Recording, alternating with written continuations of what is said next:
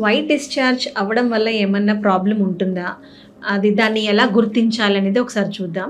So, నార్మల్‌గా ఆడవాళ్ళకి white discharge అనేది కామన్‌గా ఉంటుందనమాట.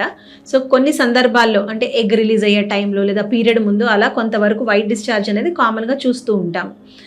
కానీ కొంతవరకు అంటే వైట్ డిశ్చార్జ్ అనేది ప్రాబ్లమ్ ఎప్పుడంటే కొంతమందికి ఈ వైట్ డిశ్చార్జ్ అనేది చాలా ఎక్కువగా ఉన్నప్పుడు లేదా వైట్ డిశ్చార్జ్ అవుతున్నప్పుడు వాళ్ళకేమన్నా దురద రావడం కానీ లేదా యూరిన్‌లో మంట రావడం కానీ లేదా భార్యాభర్త కలిసినప్పుడు ఏమన్నా ఇబ్బంది కావడం కానీ లేదా కడుపు నొప్పి రావడము, వైట్ డిశ్చార్జ్ ఎక్కువ ఉండడము, బ్యాడ్ స్మెల్ రావడం కానీ లేదా వైట్ డిశ్చార్జ్‌లో కలర్ చేంజ్ ఏమన్నా ఉన్నప్పుడు దాన్ని డెఫినెట్‌గా అబ్నార్మల్‌గా అని చెప్తామన్నమాట.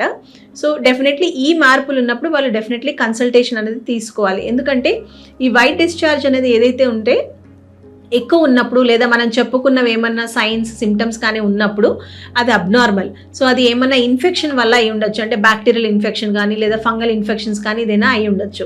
సో, యూజువల్గా ఈ ఇన్ఫెక్షన్స్ ఎప్పటి నుంచో అలా ఉండడం వల్ల కూడా ఇది ఇన్ఫర్టిలిటీకి దారి తీస్తుంది అనమాట. సో, డెఫినెట్లీ వైట్ డిశ్చార్జ్ కనుక ఎక్కువ ఉండి ఏమన్నా సిమ్టమ్స్ కానీ సైన్స్ కానీ ఉన్నప్పుడు డెఫినెట్లీ కన్సల్టేషన్ అనేది తీసుకోవాల్సి ఉంటుంది.